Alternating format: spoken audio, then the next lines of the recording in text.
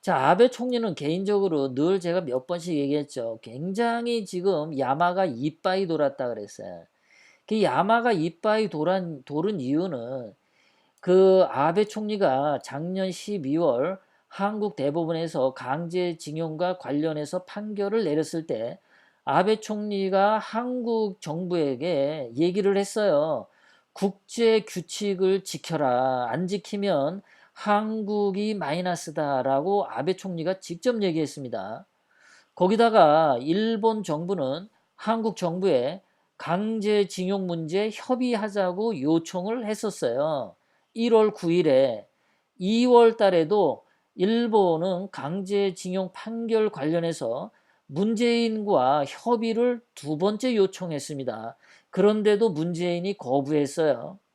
세 번째로 일본은 한국 공사를 불러서 강제징용 배상 판결에 관련해서 정부끼리 협의하자라고 또 얘기를 했어요. 그런데도 안 들어먹었습니다. 일본의 아베 총리는 문재인에게 협의하자라고 수도 없이 많이 얘기했습니다. 예전에 어저께도 말씀했지만 일본은 이미 위안부와 관련해서도 11번을 사죄한 적이 있어요. 사죄도 충분히 했고 협의하자라고 그렇게도 얘기를 했는데 문재인이가 쌩 깠어요. 그러니 아베가 야마가 이빠이 돌아갈 수밖에 없는 겁니다. 이것은 100% 문재인이 잘못한 겁니다.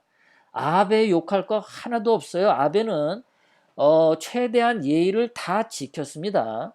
협의해서 해결하자.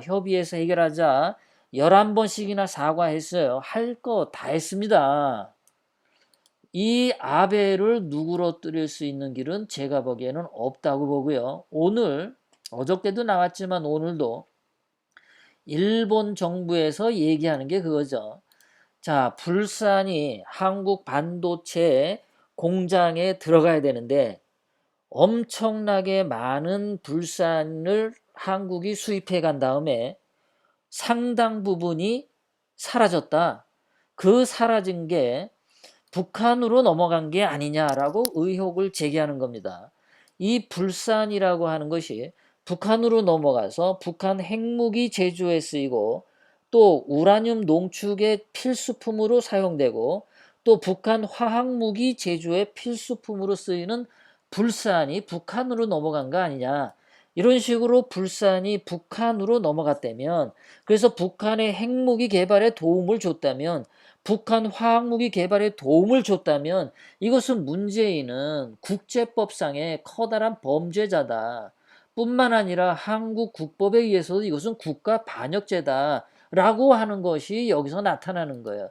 이 얘기까지 아베가 말하지 않으려고 했었는데 문재인은 7월 1일 날 일본에서 이 규제를 시작한 이후로 일주일 동안 입 처 닫고 앉아 있다가 어저께 문재인이 일본과 협의하겠다라고 얘기를 했어요.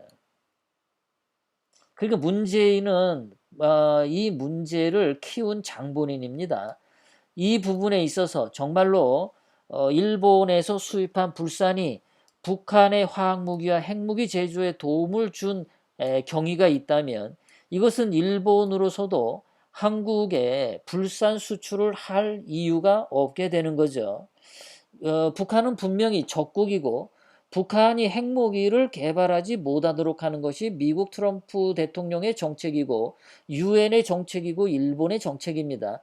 그렇게 세계 모든 나라에서 북한 핵무기를 개발하는데 도움을 주지 말자고 하는 건데 문재인이가 몰래 도둑놈처럼 북한을 도와줬다면 문재인은 지금 국제 범죄자죠. 국제 범죄자.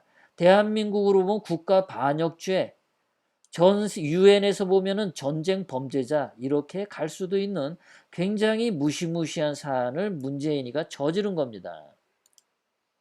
이러니까 문재인이 이 부분에 있어서 확실하게 이번에 이 문제가 해결이 돼야 될 거예요. 그래서 정말로 일본이 말한 대로 불산이 북한으로 넘어갔다면은 문재인은 국가 반역죄로 정말 처벌을 받아야 되죠.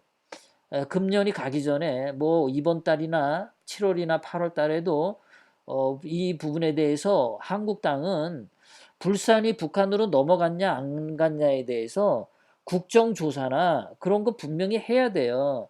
한국당에서 이 불산 문제에 대해서 해결 안 하고 멍청하게 입 다물고 있으면 이 한국당 이거 진짜 문제 많은 거예요. 뭐 원래도 문제가 많은데